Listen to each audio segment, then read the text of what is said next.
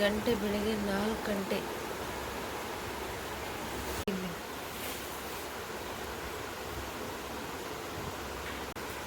ಹಪ್ಪಳ ತಿಂತದಾನೆ, ಅದು ಇಲ್ಲ ಆಟ ಆಡ್ತಿದ್ದಾನೆ. ನಾನು ಹೇಳಲಿಲ್ಲ ರಾತ್ರಿ ಮಗ ಬೇಗನ ಹೇಳಲೇ ಇಲ್ಲ. ಈಗ ಎತ್ಕೊಂಡ 4 ಗಂಟೆ ಬೆಳಗ್ಗೆ ಅವ್ರ ಅಪ್ಪನ ಜೊತೆ ಬೇರೆ ನೆನ್ಕೊಂಡು ಹೊಡಿತಿದೆ. ಫ್ರೆಂಡ್ಸ್, ಇದು ಯಾರಿಗೆ ಬೇಕ್ರಿ ಗೋಳು? 4 ಗಂಟೆ ಬೆಳಗ್ಗೆ ಮುಂಚೆ ಕೂತ್ಕೊಂಡು ಆಟ ಕೂತನ್ರಿ. ನೋಡಿ ಇದು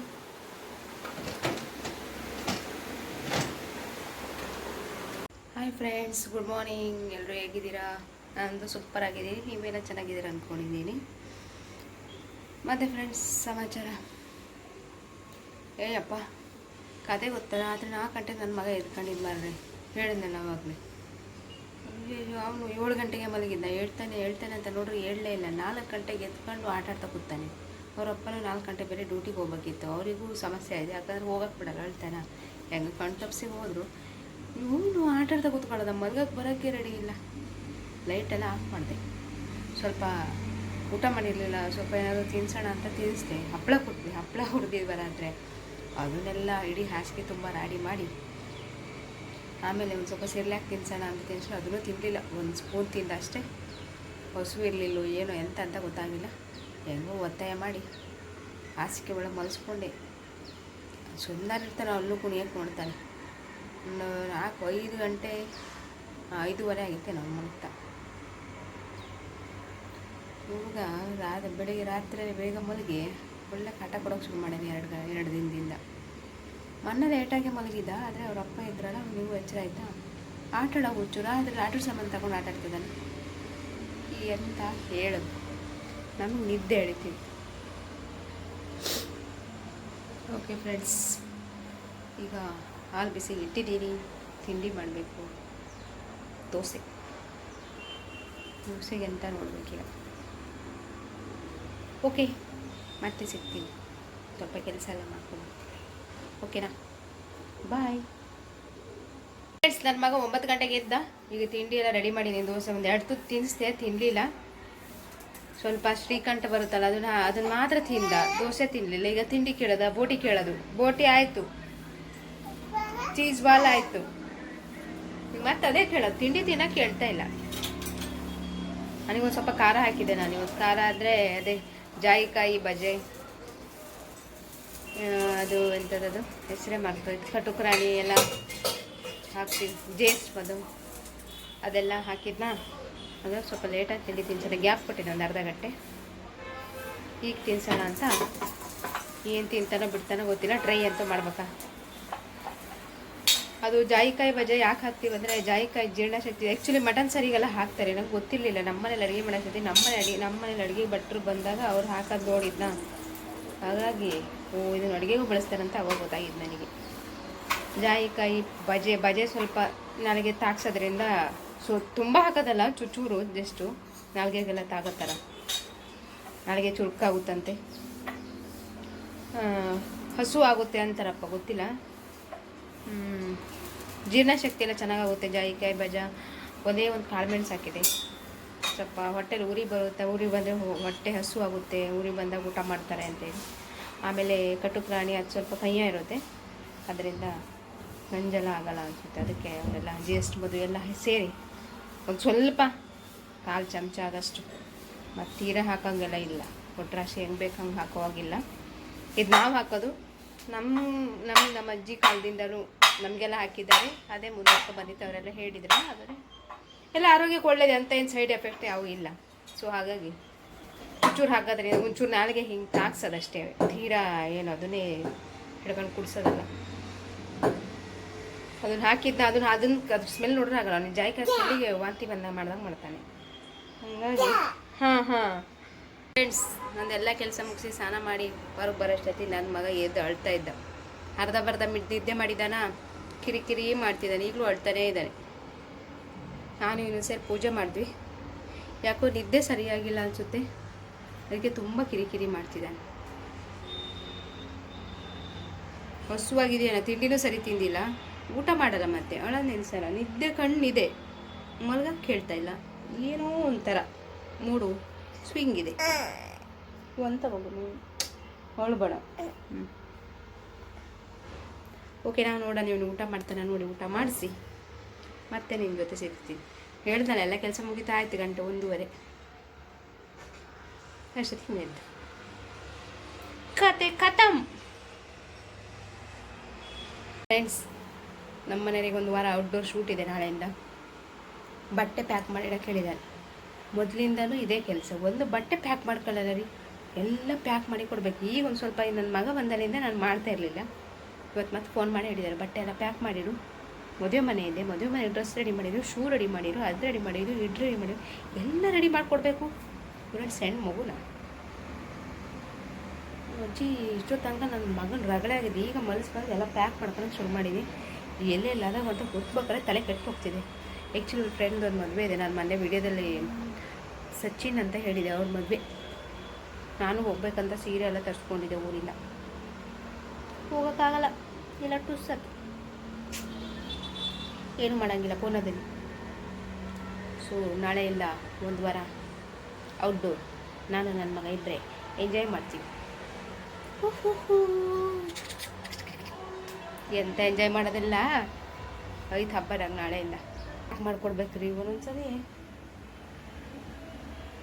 ಇವಾಗೆಲ್ಲ ಅವರೇ ಮಾಡ್ಕೊತಿದ್ರು ಪಾಪ, ಹಂಗಲ್ಲ, ಮೊದಲೆಲ್ಲ ನಾನೇ ಮಾಡಿಕೊಡ್ತಿದ್ದೆ ನನ್ನ ಮಗ ಊಟಕ್ಕಿಂತ ಮುಂಚೆ. ಈಗ ನನ್ನ ಮಗ ನೋಡ್ಕೊಳ್ಳೋದು ಕೆಲಸ ಆಯಿತಾ. ಈಗ ಎಲ್ಲೆಲ್ಲಿ ಇದಾವೆ ಅಂದರೆ 2-3 ಸೂಟ್ಕೇಸ್ ಇರೋಕ್ಕೆ ಹೋಗಿ ಎಲ್ಲೆಲ್ಲಿ ಯಾವ ಬಟ್ಟೆ ಇದೆ, ಫಾರ್ಮಲ್ ಬಟ್ಟೆ ಒಂದು ಕಡೆ, ಡೈಲಿ ಹಾಕೋ ಒಂದು ಕಡೆ, ಎಲ್ಲೆಲ್ಲೋ ಇದಾವೆ ಮಾರ. ಹುಡುಕ್ಬೇಕಲ್ಲ ಹೇಳಿ, ನಂಗೆ ತಲೆ ಕೆಟ್ಟೋಗ್ತಿದೆ. ಕೆಲಸ ಎಲ್ಲ ಯಾರು ಮಾಡ್ತಾರೆ? ಯಾರು ಮಾಡಲ್ಲ, ನಾನೇ ಮಾಡಬೇಕು. ಅವ್ರ ಹೆಂಡ್ತಿ ನಾನೇ ಅಲ್ವಾ, ಇನ್ಯಾರು ಪಕ್ಕದ ಮನೆಯವ್ರು ಬರ್ತಾರೆ ಹಾಕ್ಸ್ಕೊಂಡು ಎಲ್ಲೆಲ್ಲ ಬಿಸಾಡಿರ್ತಾರೆ. ನಾನು ಎಷ್ಟು ನೀಟಾಗಿ ಜೋಡಿಸಿಟ್ಟಿರ್ತೀನಿ ಗೊತ್ತಾ. ಇವರು ಅಲ್ಲಿ ಇಲ್ಲಿ ಎಲ್ಲಿ ಬೇಕಲ್ಲಿ ಬಿಸಾಡ್ತಾರೆ. ಸಿಟ್ಟೆ ಬರ್ತದೆ, ಎಂತ ಗಂಡ್ಸಪ್ಪ. ಫ್ರೆಂಡ್ಸ್, ನನಗೆ ಹೇಳ್ತಾರೆ ಒಂದು ಊರಿಗೆ ಹೋದಾಗ ಒಂದು ಜೊತೆ ಬಟ್ಟೆ ತಗೊಬನ್ನಿ ಅಂತ ಹೇಳಿದ್ದೆ. ಅದು ಬಟ್ಟೆ ನೋಡಿ, ಏನಪ್ಪ ಏನು ಇಷ್ಟಕ್ಕೊಂದು ಬಟ್ಟೆ ನಿನಗೆ ಅಂತ ಬಟ್ಟೆ, ಆ ಥರ ಬಟ್ಟೆ ಗುಡ್ಡೆ ಹಾಕಿಯಲ್ಲ, ಅದು ಅಂಥ ಬಟ್ಟೆ ನಿನ್ನ ಹತ್ರ ಅಂದರು.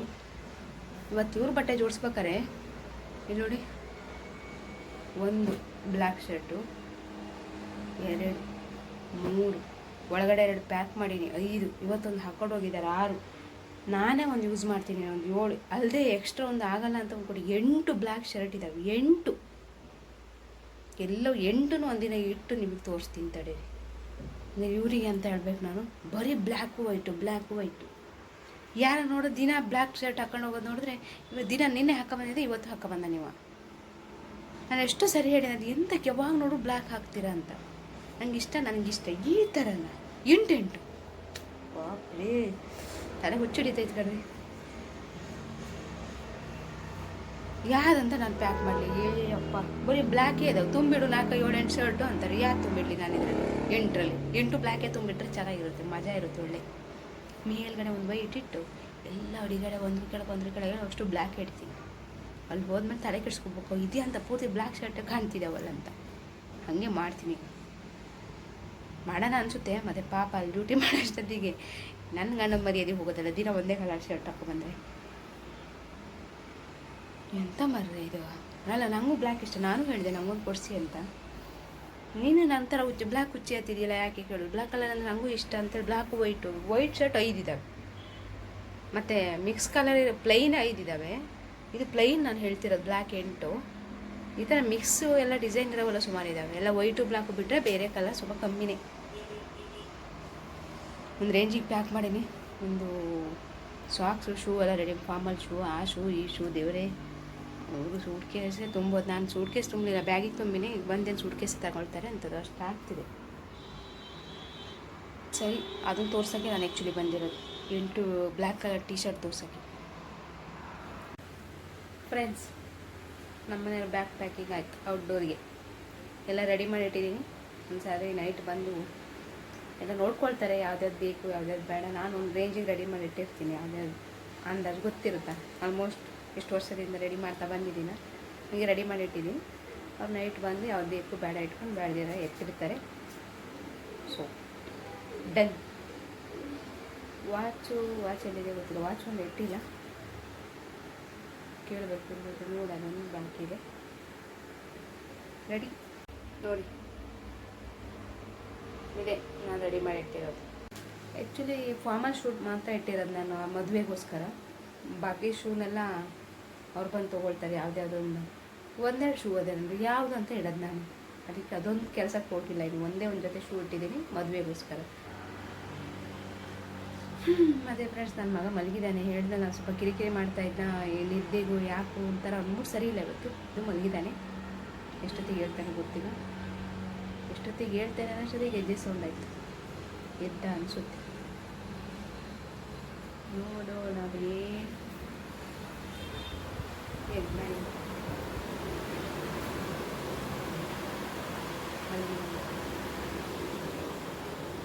ಇಲ್ಲ ಮಲ್ಕ ಸೌಂಡ್ ಆಗಿದ್ದು ನೋಡಿ ಎದ್ನೇನು ಅವನು. ಅದಕ್ಕೆ ನಾನು ಮಲಗಿದಾಗ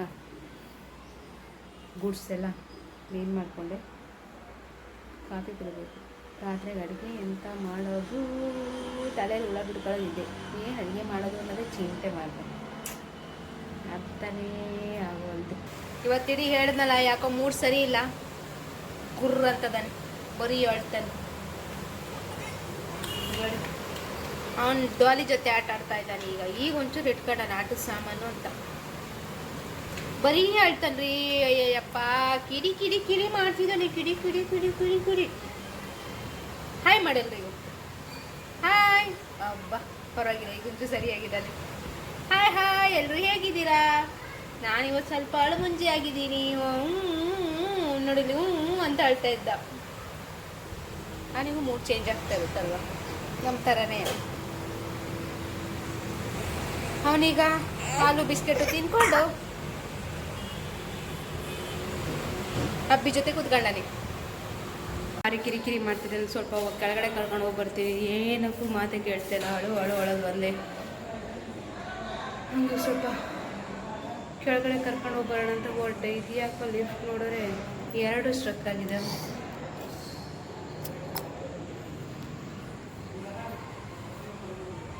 ಈಗ ಸರಿ ಆಯಿತು. ಇವತ್ತು ಏನಕ್ಕೆ ಇಷ್ಟು ಕಿರಿಕಿರಿ ಮಾಡ್ತಿದ್ದಾನಂತಲೇ ಅರ್ಥ ಆಗ್ತಿಲ್ಲ. ಮಲಗಿದ್ದಾಗ ಸ್ವಲ್ಪ ಒಂದು 5 ನಿಮಿಷ ಸರಿ ಆಗ್ತಿದ್ದ. ಇವತ್ತು ತುಂಬ ಕೆಳಗೆ ಇಳಿತಿಲ್ಲ, ಬರೀ ಎತ್ಕೊಂಡೇ ಇದ್ದೀನಿ ನಾನು ಇವತ್ತು ಇಡೀ. ಮಲಗಿದಾಗ ಒಂದೇ ಅವ್ನು ಮಲಗಿದ್ದು ಅಂತ. ಬೆಳಗ್ಗೆ ಸ್ವಲ್ಪ ಆ್ಯಕ್ಟಿವ್ ಇದ್ದ, ಮತ್ತೆ ಇದೇ ಥರ ಆಗಿದ್ದಾನೆ ಅಂತಕ್ಕೇನು. ಅದಕ್ಕೆ ಸ್ವಲ್ಪ ಕೆಳಗೆ ಹೋಗಿ ಬರ್ತೀನಿ. ಲಿಫ್ಟ್ ಮೇಲೆ ಹೋಯ್ತಲ್ಲ ಮಗನೇ, ಮೇಲೆ ಹೋಗಿ ಕೆಳಗೆ ಬರ್ಬೇಕೀಗ. ಸೊಳ್ಳೆ ಗಂಡ್ರಿ ಇಷ್ಟೊತ್ತಿನ ಮೇಲೆ ಕೆಳಗಡೆ ಹೋದ್ರಲ್ಲ, 5 ಗಂಟೆ ಒಳಗೆ ಹೋದ್ರೆ ಒಳ್ಳೇದು. ಇಲ್ಲಾಂದ್ರೆ ಸೊಳ್ಳೆ ತಿಂದು ಸಾಯಿಸ್ಬಿಡ್ತಾವೆ ನಮ್ಮನ್ನು. ವಿಧಿ ಇಲ್ಲ. ನೀವು ಓಡಾಡ್ತಿರ್ತಾರೆ, ಹಂಗಕ್ಕೂ ಗೊತ್ತಾಗಲ್ಲ. ಒಂದೇ ಕಡೆ ನಿಂತ್ಕೊಂಡ್ರಂತೂ ಮುಗೀತು ನಮ್ಮ ಕತೆ. ಈ ಟೈಮಲ್ಲಿ ಮೋಸ್ಟ್ಲಿ ಸೊಳ್ಳೆ ಜಾಸ್ತಿ ಅನಿಸುತ್ತೆ, ಥಂಡಿ ಟೈಮಲ್ಲಿ.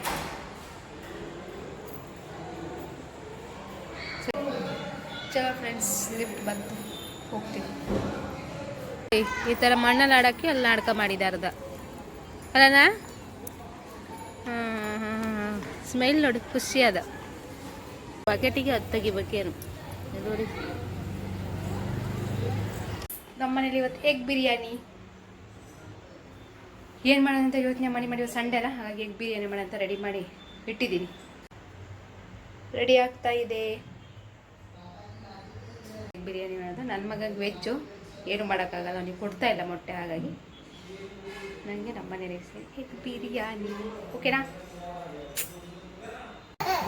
ಫ್ರೆಂಡ್ಸ್? ನಾ ಊಟ ಆಗಿ ಮಲಗಿದ್ದೆ.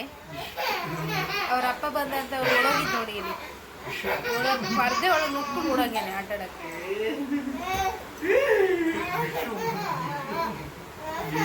ಮತ್ತೆ 2:30 ಗಂಟೆ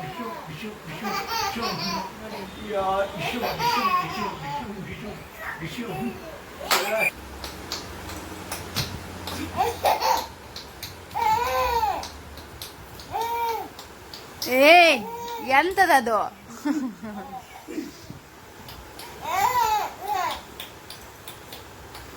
ಅದು ಮಂಗಳೂರು ಸ್ಟೈಲಿಂದ ತೋರಿಸ್ರಿ ಡ್ಯಾನ್ಸ್ ಮಾಡೋದು ಹೆಂಗಂತ.